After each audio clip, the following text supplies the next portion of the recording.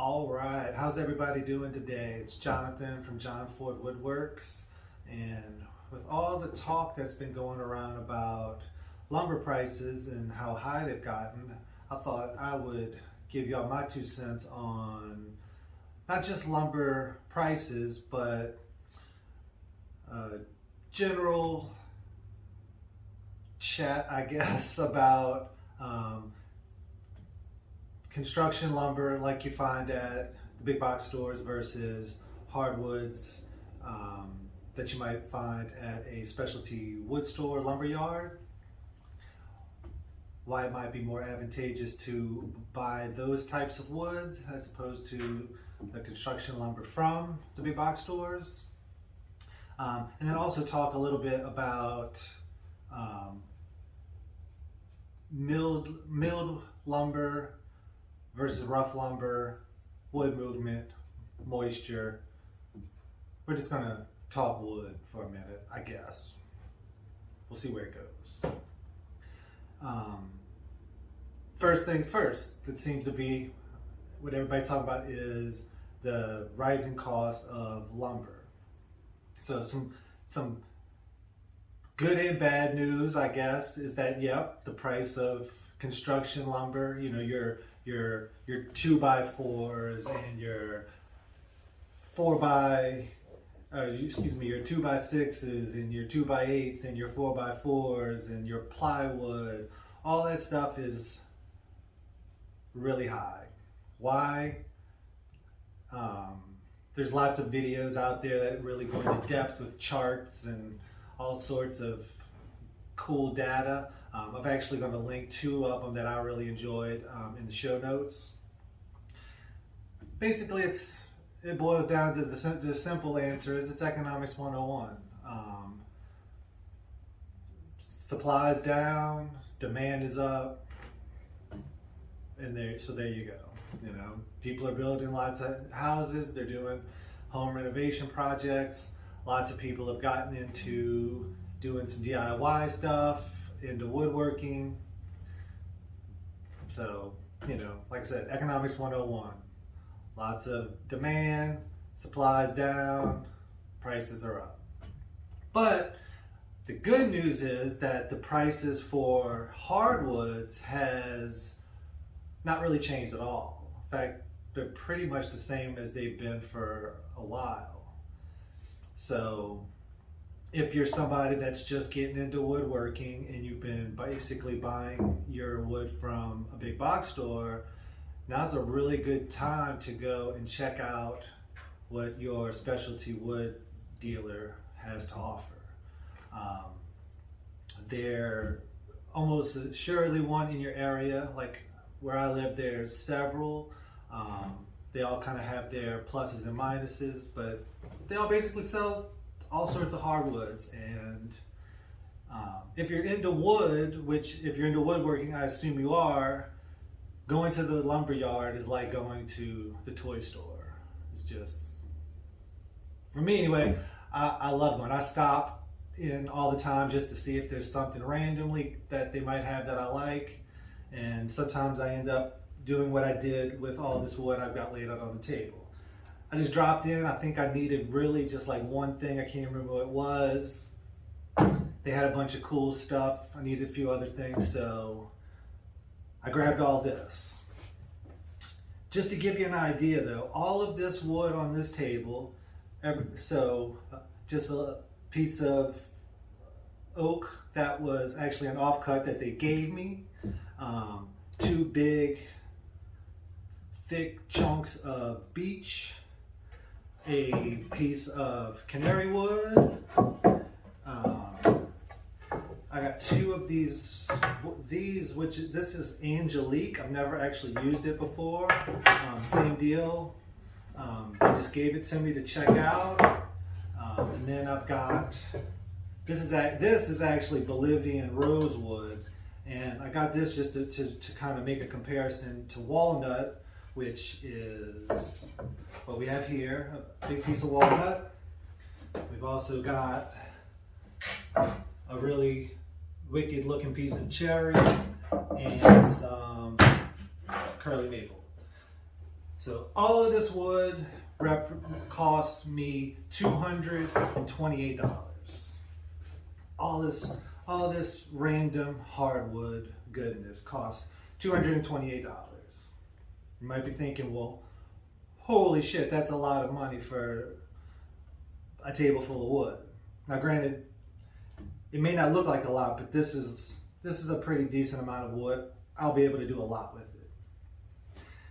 For comparative purposes, if you were to go to Home Depot, and I pulled some prices of, I tried to kind of stay in the middle, so the price that I pulled for plywood, a sheet of plywood, price I pulled for some 2x4s, I kind of went middle of the road. So there are a few cheaper options, there are more expensive options. I took their sandy plywood. They also have a birch plywood and I think a oak plywood that are a little higher grade, a little more expensive. But a 3 1/4 inch 4x8 sheet of their sandy plywood is $53.88. So you can basically 4 sheets of plywood for what it costs to get everything on this table. The middle ground price I could find for 2x4s was $7.77. They had some that were a little less expensive, they had some that were more. But at $7.77 you could get 30 8-foot long 2x4s for what you see here. So again, unless you're building a house or whatever it is you're doing requires 2x4s and plywood, or that's just what you have to get, then you're kind of out of luck. But if it's not, like I said, now is a great time to go and check out and get into messing with hardwoods. They're really fun to work with. They have crazy grain patterns. No amount of stain can replicate some of the stuff that goes on in some of your species of hardwood. So with that said, though, I think a lot of times what makes a hardwood and a softwood different is confusing or not easily understood. And it's actually pretty basic. A softwood is a coniferous tree. So any tree that has pine needles, cones, that's softwood. Those are considered softwoods. Deciduous trees are trees that have leaves, they have flowers, they usually produce their seeds in fruit. Those are hardwoods. And not all hardwoods are hard and not all softwoods are soft. Or the hardness and softness of them can actually, in a lot of cases, be very similar, or sometimes softwood's harder than hardwood. They actually have a test, and if you Google the Jenga ball reference chart, you can get a graphical chart. There's tons of them out there where they do the Jenga ball hardness test on woods. That's the test used to determine the hardness of a species of wood. And basically what they do is they take a steel ball, they mash it down into the piece of wood, however many pounds, newton, this and that. They squeeze the ball down in there, and that's how they determine the hardness of woods. And it's all listed. Some woods are super dense, super hard. Just to give you a quick example. Okay, so I apologize, I had some technical issues. I think where I left off was talking about the different densities of hardwoods versus softwoods.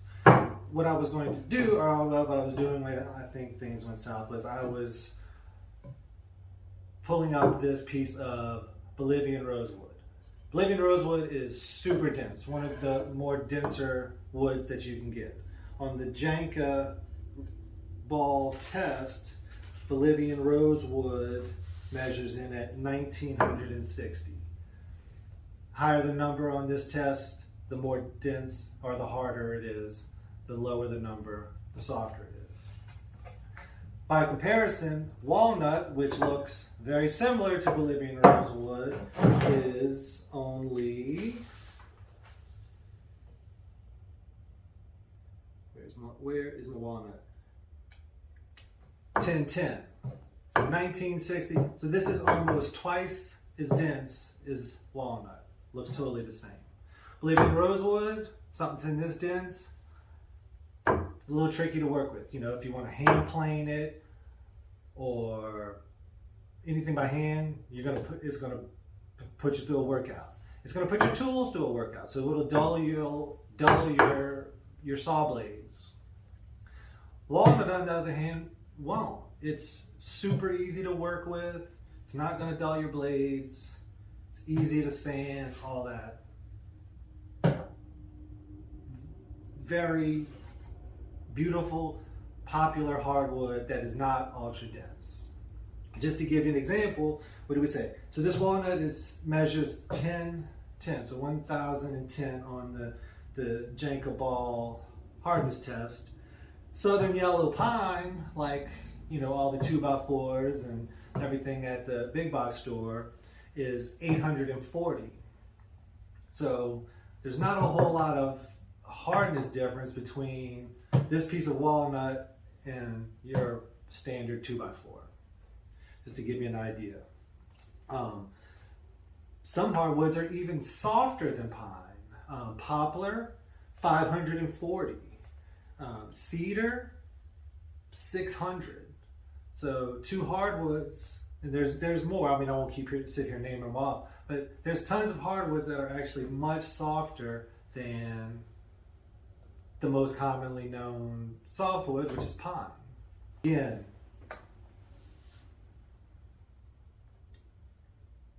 don't let the fact that they're called hardwoods scare you away from them, because in a lot of instances, working with hardwoods is actually a lot easier than working with softwoods. A good example is if you want to do your own hand cut joint, you want to get into cutting like dovetails or stuff like that. It's much easier to work with a hardwood than it is with a softwood. When you start trying to chisel out a dovetail, again, using that as an example, a softwood like pine's going to crush as you're trying to chisel those crisp lines in your dovetails, whereas a hardwood won't. So again, there's a lot of positive upsides to using hardwoods as opposed to a softwood. Not at all that I'm hating on softwoods like pine. I think that it can be a beautiful wood, great to use, but there's just so many species of tree out there that it's really fun to jump into some other stuff and try it out.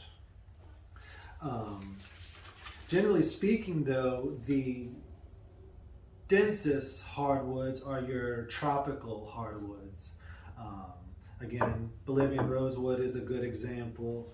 And then some of the hardest, actually, Brazilian walnut, 3680 on the hardness test. Brazilian ebony, Cadillac, some of those are up into the 3000s on the hardness test. So I mean, they're like dense. Just to give you an idea,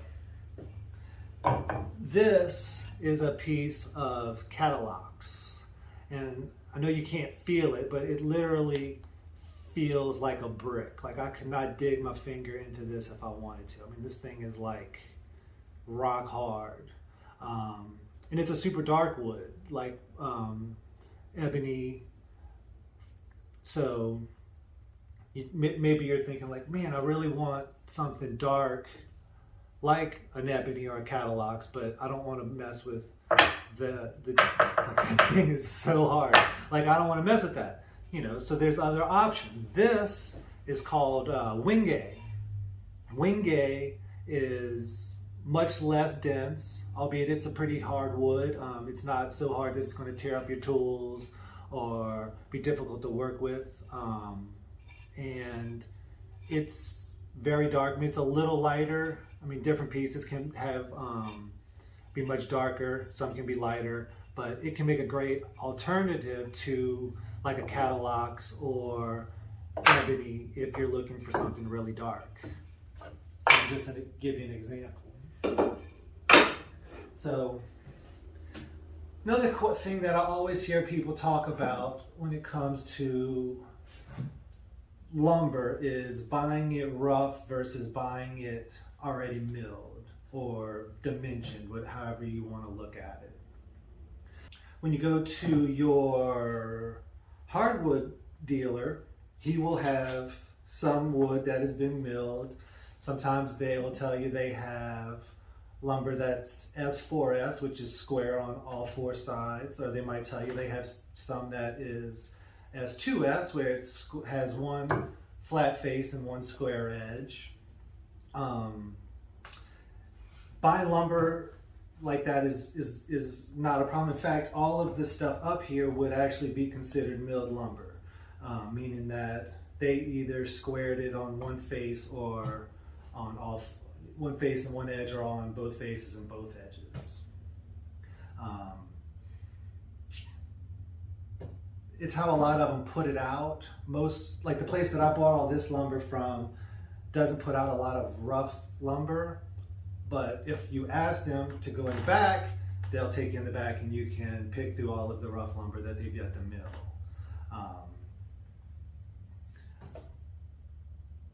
A lot of times rough lumber, you don't really get to see what's underneath, so you know, it's sort of can be a surprise at what it's going to look like when you do mill it.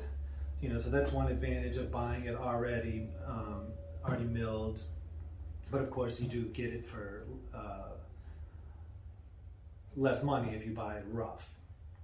Of course, if you buy it rough, you need to have at minimum a planer to mill it yourself.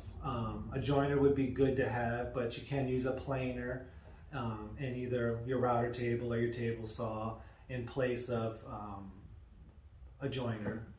You can use a planer with a sled jig to flatten a face, and then you can use your table saw, or you can use a router table to square up one of the edges.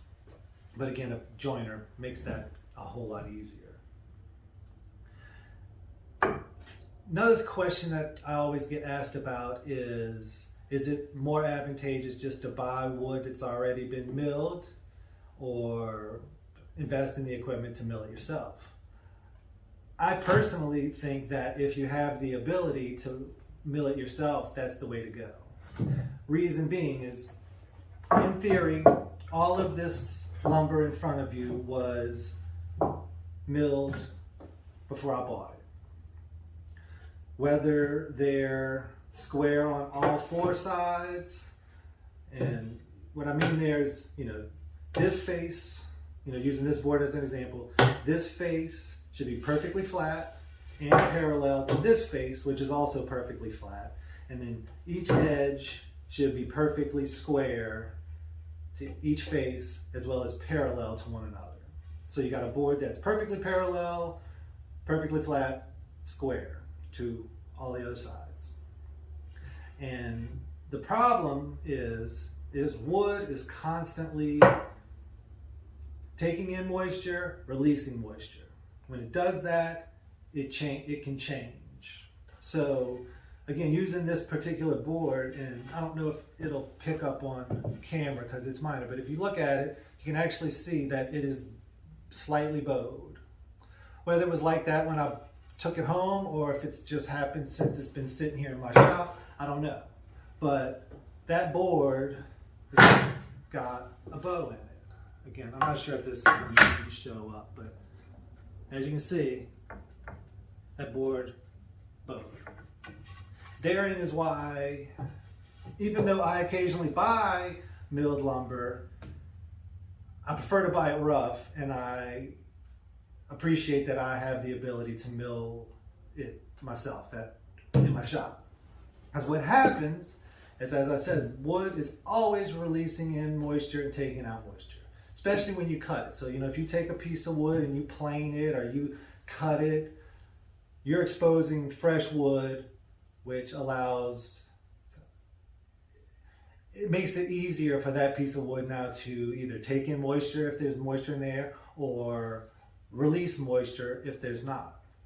So again, it gives that board the potential to move. Some wood is more prone to movement than others. It usually has to do with where it's cut on the tree. The closer a piece of wood is to the center of the tree, means it's generally going to have more tension in those wood fibers than a piece of wood that's cut from the outer ends of a tree. Good way to kind of tell, and I used to always tell, like people that like to go to the store and they look down their 2x4 like this and they're like, oh, perfect, it's straight. It doesn't really, does it tell you that the board is straight when you're walking out of the store with it? Yes, but it doesn't tell you what it's going to do once you get it in your shop and it sits around for a few days. What I like to look at is the end grain of a board. So if you look at the ends of a board, if you look at it, and on this one you can kind of, hopefully this is in there, you can kind of see all the growth rings are going around like that, and they're pretty well spaced. So you can tell like this, was doing this number. If you, and I don't have one that's a good example. Maybe this will at least help. See if that shows up. So that's that Bolivian hardwood. And again, you can see the growth rings going like that. Well, imagine if like those growth rings were super tight, or maybe even have that little dot in the center, which is the pith. That's the center of a tree. The tighter the rings and the more circular they are on a piece of wood will kind of give you an idea of how close it was to the center of the tree versus the outside of the tree. And again, the tighter those rings, the more likelihood that that piece of wood is going to move on you, because there's more tension within it, if that makes sense. So back to the moisture movement problem.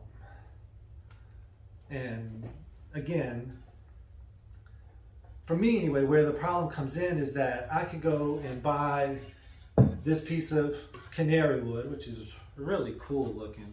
This is a dense wood as well. But I could buy this piece of wood. I could bring in a square and stuff, and when I'm at the lumber yard or the wood store, I can look at it and it's flat, it's square, it's dead on. I bring it to my shop, I let it sit for a few days, I come back and pick it up, and it's bowed, it's cupped, it's twisted, it's moved. And again, it's because wood is constantly moving. And that's the problem, is that just because it's flat and square when you buy it does not mean that once you get it to your shop and it reacclimates itself to the different temperatures in your shop, that it will still stay square. Chances are it's going to move.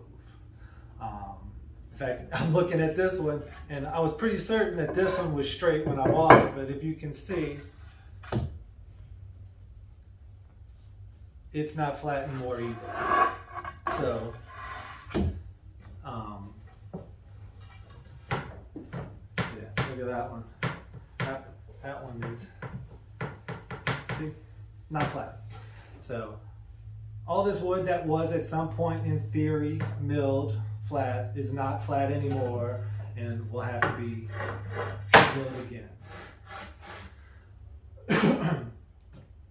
But that's just part of woodworking, and it happens, whether it's fancy hardwoods like canary wood or beech or Bolivian rosewood or angelique or walnut, cherry, maple, oak, wherever that's at, oak, or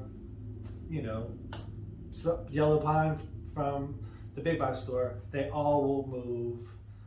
They all have to reacclimate.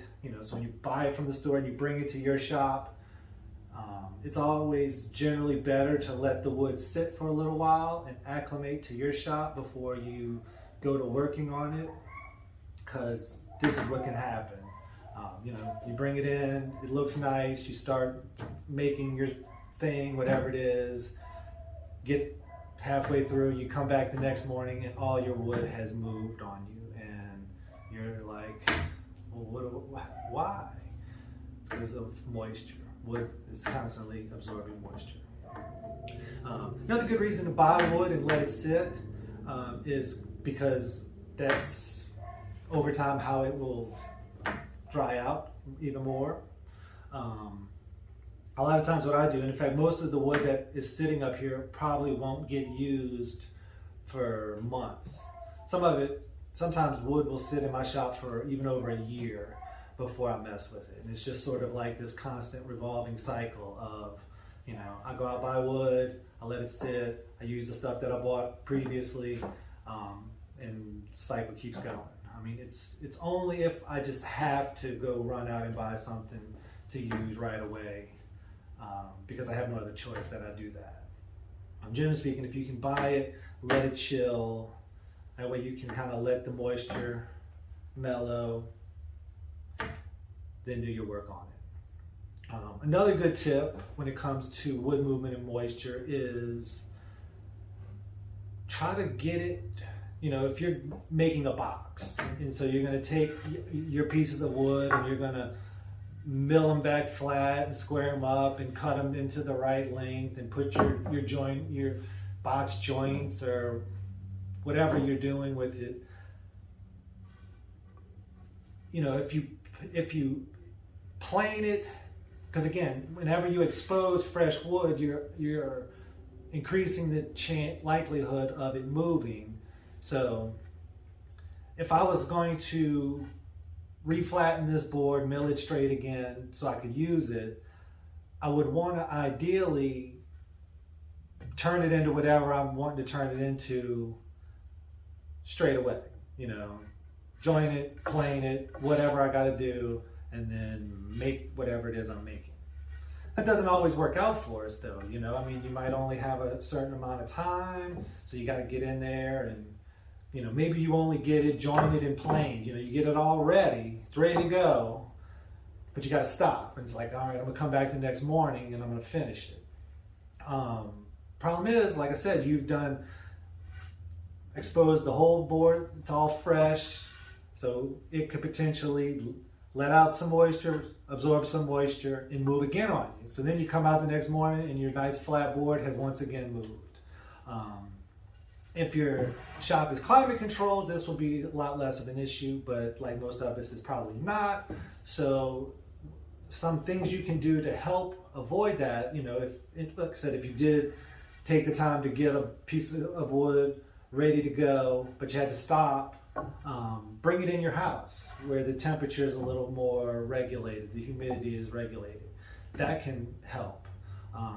If you can't bring it in your house, but it's small enough to fit in like a trash bag or a bag, wrapping it up in a bag just to keep oxygen off of it will also help. Stuff like that will help it from move because it will continue to move. And again, working with lumber as dry as possible. If it's super wet, you can pretty much guarantee as it continues to dry, it's going to keep moving. So working with dry wood is always a good thing. And if you're wondering, well, how do I know if it's dry enough? You can get one of these little guys. This one I think I actually got from Lowe's maybe, and it was like 20 bucks. You can change it from like wall, masonry, softwood, hardwood, and all you literally do is put it on there. And I don't know if that's showing up, but as you can see, this piece of wood is registering at about 14% moisture, which is okay. I mean, you're never going to really see one that says 0. I never have anyway. But you get the idea. You can get a moisture meter, which will help you to determine the moisture content in your wood. And that's important not just for hardwoods but softwoods alike, because if you try to make something out of a bunch of wet 2x4s, they're going to move on you just the same, and it'll just turn your fun craft into a frustrating pain in the ass. So again, just to sum up, construction lumber prices are what they are at the moment. Honestly, I don't think they're going to come down anytime soon. Thankfully, like I said, hardwoods have really kind of remained stable. Like, you haven't seen a big increase in them. So again, considering you can go to your hardwood store and buy all kind of wood for basically the same price as 4 sheets of plywood, now is a great time to go and check it out and give working with hardwoods a try. I promise you, you'll be glad you did. I don't know what else to say. I think I covered everything that I was attempting to cover. I'm sure I did, and every time I look back, or when I get to the editing part, I'm always like, oh, you didn't say that, or you didn't do this, or something. But if I missed something, or if I have caused you to have more questions than you have answers, put them in the comments, like, ask away, I will answer them. If I missed something, whatever, just send me a comment and I will try to address it. If you have any questions about specific woods, just whatever, let me know and I'll try to answer it. But again, I just sort of thought, you know, with all the talk about the rising cost of lumber, that it would be a good time to just talk about wood in general, how cool hardwoods are, and, you know, throw in a little wood movement, moisture issue stuff on top, a little sprinkle of that. So again, my name is Jonathan from Jon Ford Woodworks. Please like, please subscribe. Comments, I really love it when people comment on the videos. You know, all the things, like, I'm a new channel and I'm just trying to get it going, and all of y'all that have been watching and supporting, I really appreciate it. And if you're new or you're just watching one of my videos for the first time, if you'd be so kind to like and subscribe, and shoot me your questions or comments, feedback, all that good stuff. Really appreciate it. So that's all I got for now. Thank y'all so much, and have a good Thursday. All right, bye.